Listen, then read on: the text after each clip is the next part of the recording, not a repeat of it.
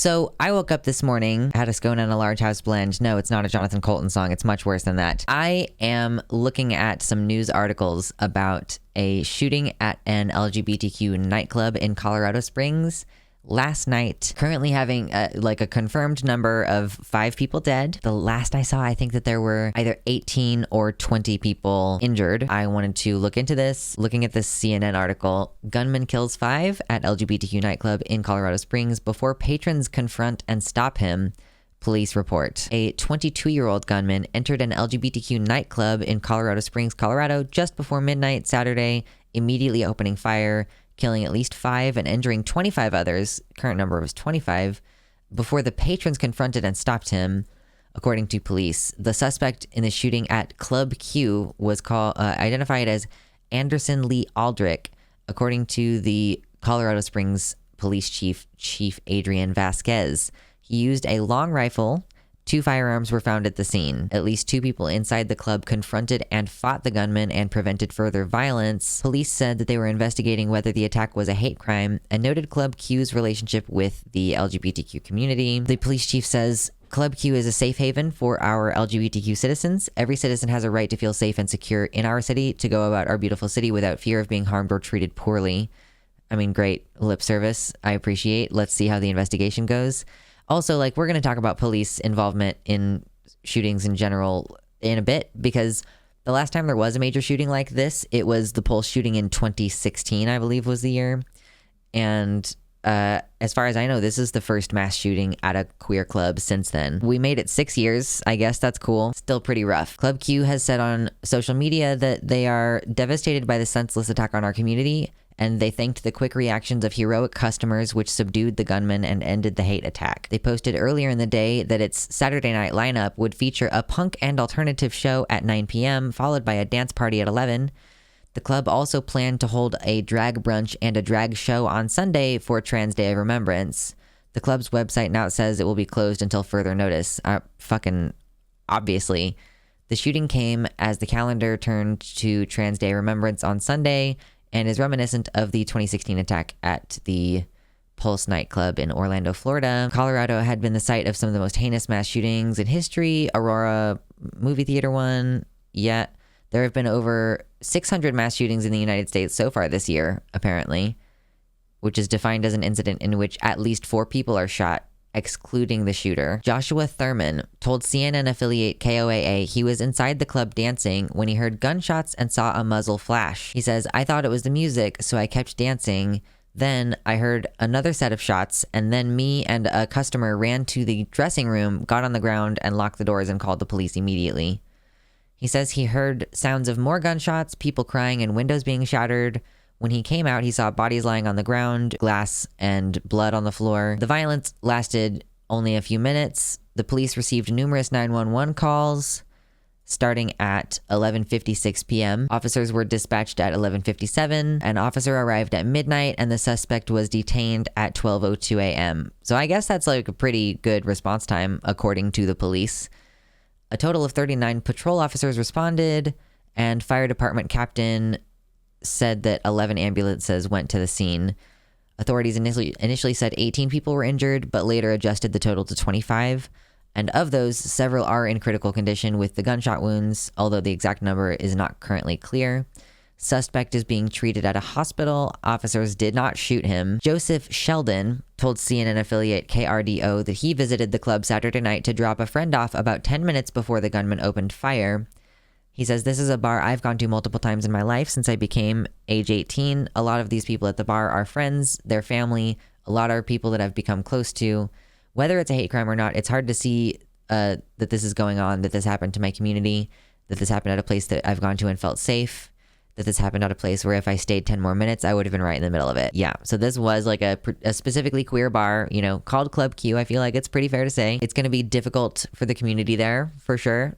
It's going to be difficult for the community broadly to deal with this, I think. I mean, I personally find this stuff really difficult to deal with. So let's just see if there's anything more going on in this article, because I don't want to keep reading this entire article word for word. It's that's most of the rest of it.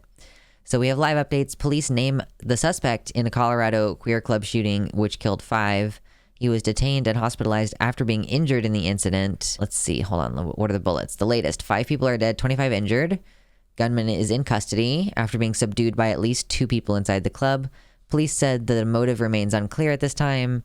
The Club Q was hosting a Drag Divas show followed by a DJ night on Saturday, the night before Trans Day Remembrance. 15 victims injured in the shooting were being treated at 2 hospitals on Sunday afternoon. 2 of the victims at this other hospital were in critical but stable condition, and the other 2 were in stable condition. So it seems like at least the people who are currently in the hospital are not like imminently going to die.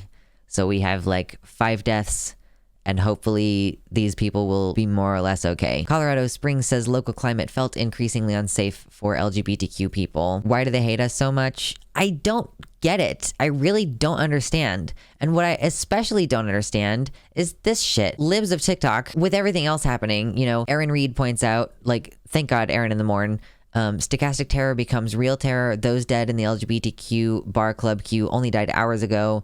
They were supposed to have a drag brunch today.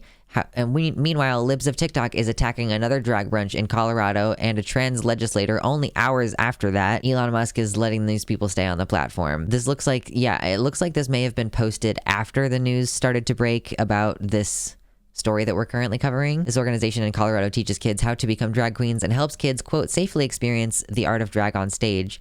Colorado State Reps Leslie and Brianna for Colorado promoted and encouraged this child drag organization and performance. You're clearly drumming up violence against people, and it's just going to keep getting worse. Like, this is the first mass shooting we've had at a queer club in 6 years, and I think that it's fair to say that this kind of shit is probably not going to stop. I already feel like I can't go to places like gay bars, and it's just becoming more and more obvious that I'm correct about that. This is sick beyond words. This is the entire point of what they're doing. This is why after Chaya Reichik tweets out against Idaho Pride, we have a U-Haul full of Patriot Front terrorists pouring out. This is from, in Idaho, all these guys with like tactical looking gear and like basically a uniform on, packed into the back of this U-Haul, just standing there on their way to a pride parade for some reason. Why? Do you have something to say? Guys, reclaim America, huh? This is why hours after tweeting about a drag brunch in Ventura, Proud Boys fought to gain entry and likely harm those inside. Yeah, I think that they got sprayed with pepper spray by the employees in the bar. I think that's what happened here. These people trying to force their way in. I remember that. We don't know for sure what motivated the shooter in this case. Apparently, Libs of TikTok, Chaya Reichik, sees these things and goes, yes, we want more of that, because she continues drumming up violence against us. CRB Vegas in the YouTube chat says, I live here in Colorado Springs and just got back from a vigil. I'm trans MTF and it could have been me. The community is hurt but not broken because we refuse to be. I lay this attack at the feet of Ben Shapiro, Matt Walsh, and all of the other so-called libertarian conservatives in the media who largely built their careers by perpetuating hate against trans lives. This blood is on their hands, and I will not pretend otherwise. It will be interesting to see if this guy has a manifesto specifically evoking any of these people, because we have seen a little bit of that before. But I will not say that you're wrong conceptually. Like, for sure. It's the responsibility of these people who keep calling us groomers, saying we're pedophiles, saying that we're trying to harm children, like insinuating that we're trying to force kids to be trans for some weird fucking reason. Like, it all doesn't make sense, except for it makes perfect sense if you think about the fact that really what they want is to have a group to scapegoat so that they can do a fascism. Like, ultimately, we are just the group that has been chosen to be the scapegoat as they try to take over the country. I work in a gay bar and I often have to think about what I would do in this circumstance. It's so scary. Like, I literally don't, the last time I went to a gay bar was in like 2015. I haven't been there in such a long time. Don't forget that Musk was in Libs of TikTok's replies a few days ago and has been very aware of her platform and anti-trans terror that she stokes. Part of the reason he bought the platform, Text Messages Show, was the banning of anti-trans hate accounts. Libs of TikTok is for sure one of the people who's responsible, as well as Ben Shapiro and all them. These posts are like, or these events, I guess, are 9 hours apart. The CNN article comes out and then Libs of TikTok posting this thing, which we've already looked at. Like, that's the more clear timeline. Eli's interpretation of this is that Chaya is bragging about inciting the attack, knowing that she'll get away with it. The last time she posted about Colorado was weeks ago. It's not a coincidence, but open gloating that she'll never face accountability for her actions. Yeah, like, why would you post like that? in the aftermath of this if it weren't like with the intent of barbing, just squirting lemon juice in the wound. But I wanted to know if these like anti-queer people are talking about this at all. I guess Matt Walsh is instead talking about Florida has withdrawn quarterback commitment to Marcus Stokes scholarship offer after a video of the recruit saying a racial slur surfaced on Friday. And then Matt Walsh is going, he was singing along to a rap song, and for that his college football career is destroyed. This is what Matt Walsh is thinking about today.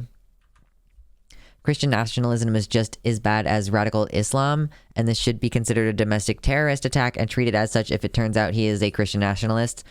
It's gonna be fascinating to see what comes out of this. It literally happened like only 15 hours ago. So it's gonna be interesting to see how things develop, what kind of sentence the guy is gonna get, and like whether this is going to encourage people to do more of this kind of thing. Like, I feel like this is going to be the start of, to me, this kind of feels like in terms of anti-queer violence, this might be the snowball that starts to roll down the hill, you know? Like, I wonder if this is going to be the thing that hits the rock wrong and all of a sudden we have an avalanche kind of situation. Like, I'm just concerned about that. I'm worried. I don't want it to go that way. I just am concerned. Biden's statement, he talks about gun control. Of course we talk about gun control. Of course. Biden calls deadly shooting at LGBTQ nightclub in Colorado Springs, quote, a senseless attack that happens far too often. Get weapons of war off of America's streets. Of course. President Joe Biden released a statement denouncing the, quote, senseless attack at a LGBTQ nightclub in Colorado, leaving 5 people dead and more than a dozen wounded. Gun violence continues to have a devastating and particular impact on LGBTQIA plus communities across our nation, and threats of violence are increasing, Biden said on Sunday afternoon, citing the Pulse shooting in 2016, saying places that are supposed to be safe spaces of acceptance and celebration should never be turned into places of terror and violence. Yet it happens far too often. We must drive out the inequities that contribute to violence against LGBTQI plus people. We cannot and must not tolerate hate. Biden says today, another community in America has been torn apart by gun violence. More families left with an empty chair at the table and a hole in their lives that cannot be filled. When will we decide we've had enough? We must address the public health epidemic of gun violence in all of its forms. How about like addressing the fact that people who work in your government, sir, are stoking violence against us? Like, how about Marjorie Taylor Greene gets fired from her job for being partially responsible for this? It's not just Ben Shapiro. It's not just fucking Matt Walsh. It's fucking politicians who are like supposedly elected representatives. President added, earlier this year, I signed the most significant gun safety law in nearly 3 decades, in addition to taking other historic actions, but we must do more. We need to enact an assault weapons ban to get weapons of war off America's streets. Seriously, are we just not, he just really wasn't gonna address anti-gay discrimination and sentiment in the country. Like, you should be like, the conservatives have been specifically running on an anti-queer platform and losing by and large, and these violent acts are the responsibility of people who are irresponsible with their rhetoric. Like, please, sir, a crumb of something other than fucking neoliberal anti-gun sentiment. Oh, we have another person from Colorado Springs says, I can already see the trajectory. The stochastic terrorist already had domestic violence charges, etc. So the narrative is already set re-gun control, which is a dead end here in Colorado Springs, as opposed to framing it as an anti-LGBTQ thing. Yeah, I just don't know that we're going to really get much from this government, TBH. I'm still going to be trying to be vigilant and aware of what's going on. This is like right after the midterm elections where, like, yes, a lot of candidates who ran on explicitly anti-trans platforms did not win, but clearly their messaging is still getting across, and they don't even necessarily need to win in order to increase the stochastic terrorism aspect going on, like actually fueling violence toward people. Of course, we can't conclusively say whatever influences were on this particular shooter, because this shooter is going to need to be investigated and questioned and everything. And I hope that some useful information comes to light, and I hope that the police, you know, and all of the investigators and everybody involved try their best to do their job. At least make it sure this person doesn't end up back out on the streets again, given that we don't have a rehabilitative system. That's like the preferable option at this point, is to just have this person fed and watered and in a cage. Thank you so much for watching, and thank you so much to all of my patrons for supporting this work that I do. I appreciate every single one of you, but I want to especially shout out Tiago Nascimento, Mersh Rolvog, Jovian F. Gaudreau, Amanda B., Heather Clarkson, Michelle Winter, R. Halverson, Athiette, Sarah A., Wellington Marcus, Nova, Mr. Atheist, Elizabeth Bartell, Suzanne Maynard, Sojo, and Bean.